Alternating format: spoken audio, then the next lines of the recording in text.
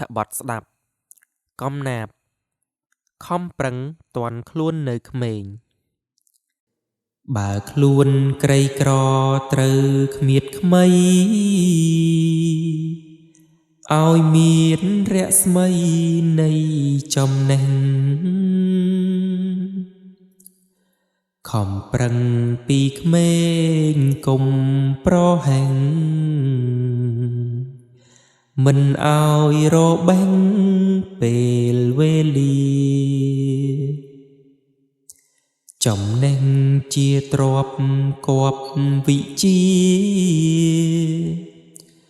ជួយអ្នកគ្រប់គ្នាគ្មានរុញរាអ្នកមានចំណេះមានការងារប្រាក់ចូលហូរហៀ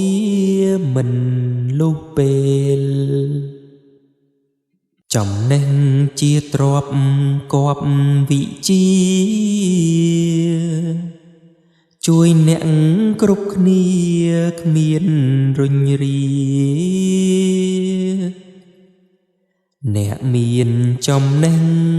មានការងារប្រាក់ចូលហូរហៀមិនលុះពេលបើគ្មានវិជាមិនសុខសាន្តញើសហូរជោគប្រានឥតទំនេរកັບគង់លីសែងខំរិះរេរកពេលទំនេរមិនចេះចប់ស្ដាយពេលវេលាកន្លងទៅគ្មានពេលណានៅឈប់ស្ងៀមស្ងប់អណ្ដែតត្រសែតគ្មានត្រឡប់រស័ព្ទបញ្ចប់ជោគវាសនា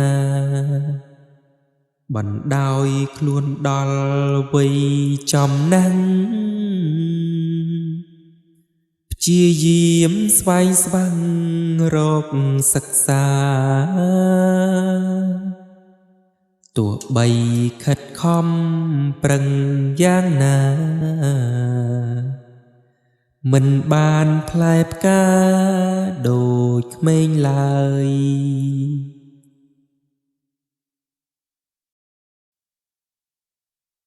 សំណួរ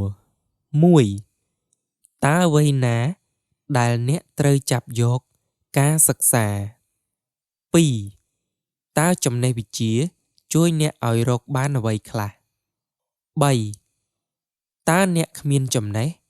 ត្រូវរកប្រាក់ដោយវិធីណា 4. តើអ្នកសោកស្ដាយដែរឬទេពេលដែលអ្នកឲ្យពេលវេលារសាត់ផុតទៅហេតុអ្វី 5. តើនៅពេលវ័យចំណាស់អ្នកអាចស្វែងរកចំណេះបានដែរឬទេព្រោះអ្វី